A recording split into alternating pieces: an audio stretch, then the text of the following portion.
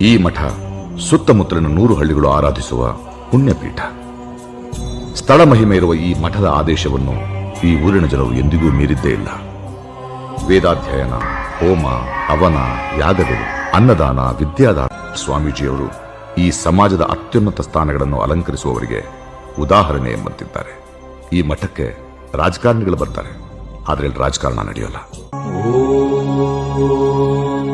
ನಮಃ ಶಿವಾಯ. ಓಂ ನಮಃ ಶಿವಾಯ.